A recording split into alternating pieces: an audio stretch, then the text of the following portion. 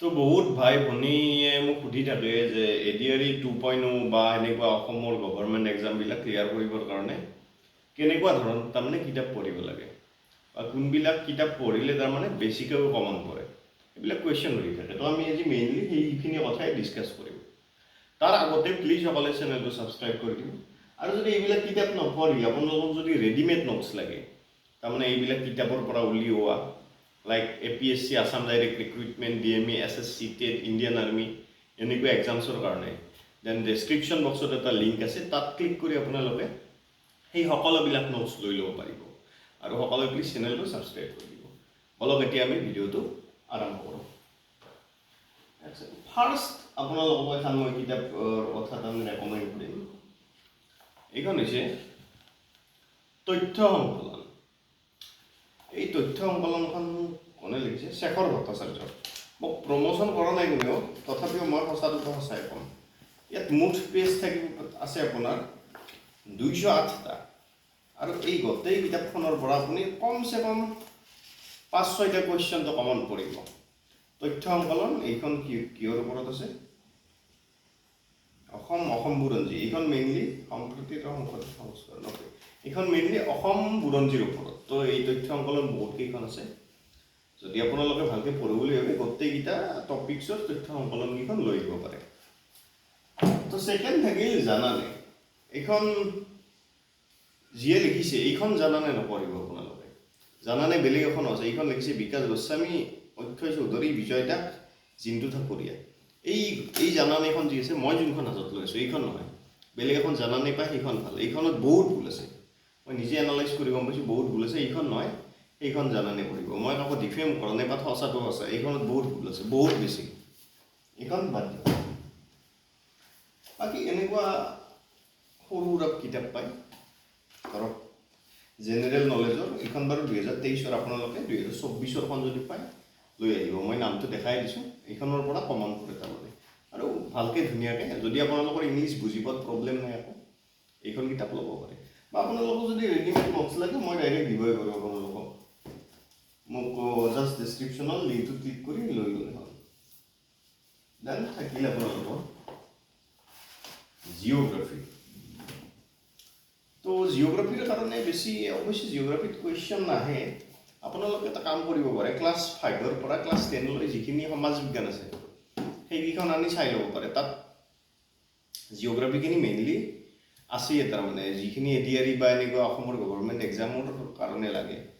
যদি ধৰক ইংলিছত প্ৰব্লেম নহয়, এইখন কিতাপ পঢ়িব পাৰে, এইখনৰ পৰা কমন পৰে তাৰমানে 2-4টাতো কমন পৰিব। তাৰে পিছত মই যে কৈছিলোঁ এই তথ্য সংকলন বহুতকেইখন আছে, এইখনো এখন, এইখন সাধাৰণ জ্ঞানৰ ওপৰত, এইখন চাব পাৰে। বা জেনেৰেল নলেজ এইখন আনিব পাৰে। মই কিনাততো মাত্ৰ 35 টকা আছিল, এতিয়া 40 টকামান হৈছে চাগে। এইখন 2023-ত কিনিছিলোঁ। তাৰে পিছত আহিল অসমৰ ইতিহাসৰ কাৰণে কি কৰিব। হয়তো আপোনালোকে এটা কাম কৰিব পাৰে, মই যে কৈছোঁ ক্লাছ 5-ৰ পৰা ক্লাছ 10লৈ সেই কিতাপবিলাক আনি পঢ়িব পাৰে। তাৰমানে সমাজ বিজ্ঞানকেইখন, তাত অসমৰ ইতিহাসখিনি মেইনলি কমপ্লিট হৈ যায়। আৰু যদি আপোনালোকে অলপ ডিপলি পঢ়ো বুলি ভাবে, দেন এইখন হৈছে আপোনাৰ এইখন যি মেজৰৰ ইতিহাস, তাৰমানে মেজৰ বিষয়ত যদি আপুনি ইতিহাসত যদি মেজৰ লয়, দেন এইখন কিতাপ আপুনি পঢ়িব লাগিব। গুৱাহাটী বিশ্ববিদ্যালয় স্নাতক 5ম ষান্মাসিকৰ ইতিহাস বিষয়ৰ নিয়মীয়া পাঠ্যক্ৰমৰ বিষয়ে সম্পৰ্কীয় ঐচ্ছিক পাঠ্য, এইখন অসমৰ ইতিহাস। এইখন যদি পঢ়ে, এইখনত বহুত তাৰমানে ডেছক্ৰিপশ্যনত বস্তুবিলাক বুজোৱা আছে, আদিকালৰ পৰা 1826 খ্ৰীষ্টাব্দলৈ। তাৰপিছত বাৰু আপুনি মডাৰ্ণ যুগখিনি আপোনালোকে বেলেগ কিতাপৰ পৰা পঢ়িব পাৰে, কথা নাই একো। নহ'লে এইখনতো এইখিনিৰ কাৰণে বেটাৰ আৰু গোটেইখিনি চাব পাৰে, বহুত বেছি কমন পৰে। মই নিজে পঢ়িছোঁ এখন, আৰু কমন আহিছে তাৰমানে। এডিআৰই 1-2 মই ক্লিয়াৰ কৰাতে বহুত হেল্প কৰিছে। তাৰেপিছত আৰু এখন কিতাপ আছে, মই এইখন হৈছে নৰ্থ ইষ্ট জেনেৰেল নলেজ। আপোনালোকে যদি অসমৰ এক্সামবিলাক ভালকৈ অলপ এনালাইজ কৰিছে, নৰ্থ ইষ্টৰ ওপৰত বহুতটা কুৱেশ্যন আহে। মানে ধৰক লাষ্ট ইয়াৰে আহিছিল যে কাংলা পোৰ্ট ক'ত অৱস্থিত, পেকিয়ং এয়াৰপৰ্ট ক'ত অৱস্থিত, এইবিলাক চব নৰ্থ ইষ্টৰ ৰিলেটেড কুৱেশ্যন আহে। চ' এনেকুৱা ধৰণৰ আপুনি কুৱেশ্যনৰ এনচাৰ যদি বিচাৰে, নৰ্থ ইষ্ট জেনেৰেল নলেজ কিতাপ এখন কিনি লওক। মই এইখন কিনিব পোৱা নাই। যদি আপোনালোকে ধৰক নৰ্থ ইষ্টৰ জেনেৰেল নলেজৰ যিকোনো কিতাপ যদি আপুনি পঢ়ে দেন হৈ যাব। বা এইখন আনিলেও, এইখন মই অনলাইন আনিছিলোঁ। কোনে লিখিছিল এইখন? ৰাইটাৰৰ নাম নাই বাৰু। ঠিক আছে, নৰ্থ ইষ্ট জেনেৰেল নলেজ আৰ গুপ্তাৰ নৰ্থ ইষ্ট জেনেৰেল নলেজ চাই ল'ব পাৰে। এইখন আনিব পাৰে, এইখনৰ পৰা হেল্প হ'ব, বহুত হেল্প হ'ব। বাকী সকলোৱে কয় যে এক ছেকেণ্ড,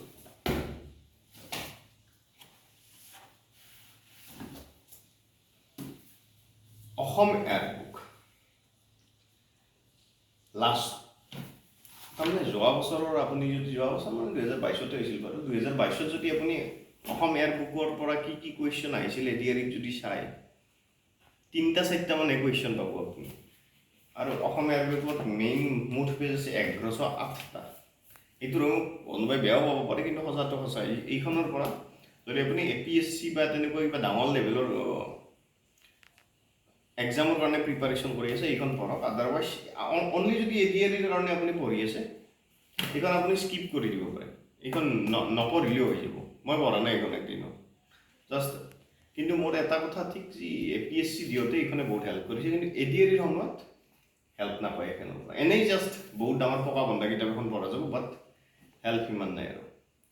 তথাপিও যদি ধৰক বস্তুবিলাক আপুনি ডিপলি জানিবৰ ইচ্ছা আছে, দেন পঢ়িব পাৰে, কথা নাই, আনিব পাৰে। আৰু আছে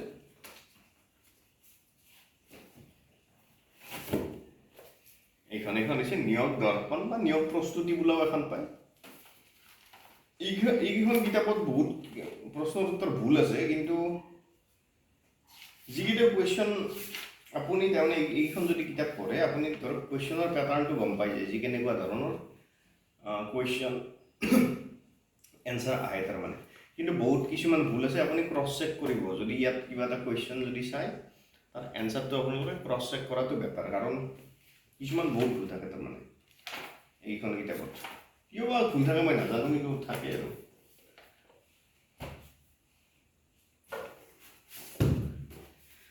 আৰু এইখন হৈছে ইংলিছ গ্ৰামাৰ। ইংলিছৰ কাৰণে মই কি পঢ়িব লাগে এইটো কৈ দিওঁ। এইখন হৈছে, মই জাষ্ট বাকলা লগাই থৈ দিছোঁ। বাকলা নলগালেও কথা নাই, যদি মই বাকলা লগাই থৈ দিছোঁ। এইখন কি আপোনাক মই দেখাই আছোঁ। বাকলাটো মোৰ খুলিবৰ ইচ্ছা নাই, বাদ দিয়ক, মই কৈ দিম। এইখন হৈছে ইংলিছ গ্ৰামাৰ। চৰকাৰী স্কুলত ক্লাছ 9 এণ্ড ক্লাছ 10ক ফ্ৰীত তাৰমানে ইংলিছ গ্ৰামাৰবিলাক দিয়ে, তেওঁলোকক তাৰমানে পঢ়াৰ কাৰণে। আৰু সেইখনে এখন গ্ৰামাৰ। আপোনালোকে ইংলিছ গ্ৰামাৰৰ কাৰণে বহুত ডাঙৰ কিতাপ কিনাৰ প্ৰয়োজন নাই। যদি কোনোবা ভাইটি আপোনালোকৰ ক্লাছ 9 বা 10ত আছে, তেওঁলোকৰ পৰা কিতাপখন লৈ আহক। যোনখিনি গ্ৰামাৰ আছে, 10 নম্বৰ গ্ৰামাৰ আহে। 10 নম্বৰ কি আছিল আপোনাৰ, এই এটা পেৰেগ্ৰাফৰ পৰা যে কুৱেশ্যনটোৰ পৰা এনচাৰ যে লিখিব দিয়ে, সেই এনেকুৱা আহে। বাকী 10 নম্বৰ ইংলিছৰ গ্ৰামাৰ আহে।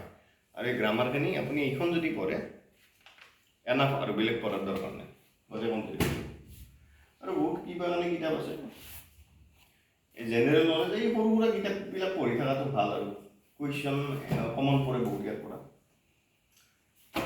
তো হ'ব। আৰু যদি কিবা কুৱেশ্যন থাকে বা কিবা যদি ধৰক পাৰ্টিকুলাৰ কিতাপৰ আপোনালোকে মোক কয় যে এইখন কিতাপ ভাল হ'ব নে নহয়, মোক কমেণ্ট বক্সত জনাই দিব কিতাপকেইখনৰ নাম, মই এনচাৰ দিবলৈ ট্ৰাই কৰিম। আৰু মেথছৰ কাৰণে মেইনলি 6, 7, 8, 9, 10টো নাচালেও ইমান কথা নাই, 10ৰ কুৱেশ্যন নাই। তথাপিও চাই যদি থৈ আৰু নিজৰ ছেফ ছাইডত থাকে আৰু। চ' ক্লাছ 9লৈও যদি আপোনালোকৰ ক্লিয়াৰ হৈ থাকে মেথছখিনি, দেন হৈ যাব। মেথছত কিমান নম্বৰ আহিছিল? 30 নম্বৰ আহে। চ' 30 নম্বৰ আপোনাৰ 29 মান আৰু মেথছৰ প্ৰায় ক্লাছ 9লৈকে আহে। বাকী এটা ক্লাছ 10ৰ মেথছ আহে। তো এইখিনি যদি আপুনি ক্লাছ 6ৰ পৰা ক্লাছ 10লৈ যদি মেথছৰ কিতাপকেইখন ভালকৈ এনালাইজ কৰে, হৈ যাব আৰু, বেলেগ চাব নালাগে। তো এইখিনি আছিল তাৰমানে প্ৰপাৰ চিলেবাছ, বা কি কি কিতাপ পঢ়িব লাগে, গোটেইখিনি একেলগে কমপ্লিট হৈ গ'ল। তো কিবা যদি কুৱেশ্যন আছে কমেণ্ট বক্সত জনাই দিব। আৰু যদি এইবিলাক গোটেইবিলাকৰ মেথছ, ৰিজনিং, জিকে, ইংলিছ, কাৰেণ্ট এফেয়াৰ্ছ, সকলোৰে কাৰেণ্ট এফেয়াৰ্ছৰ কাৰণে মেইনলি মেগাজিনবিলাক ফ'ল' কৰিব বা নিউজ পেপাৰবিলাক ফ'ল' কৰিব, হৈ যাব আৰু। এনেও এডিআৰিত বেছি ডিপলি বস্তুবিলাক নাহে। আপোনালোকে যোনবিলাক টপিকছ নিউজত আছে ডাঙৰ ডাঙৰ টপিকবিলাক সেইবিলাক চালে হৈ যাব তো এইখিনি আৰু আপোনালোকক যদি গোটেইবিলাক নোটছ লাগে maths reasoning current affairs English then readymade হিচাপে দেন ডেছক্ৰিপশ্যনৰ লিংকত ক্লিক কৰি ডাইৰেক্ট লৈ ল'ব পাৰিব আৰু সকলোৱে প্লিজ চেনেলটো ছাবস্ক্ৰাইব কৰি দিব ধন্যবাদ আৰু কি আৰু ভিডিঅ'টো এটা লাইক কৰি দিব ধন্যবাদ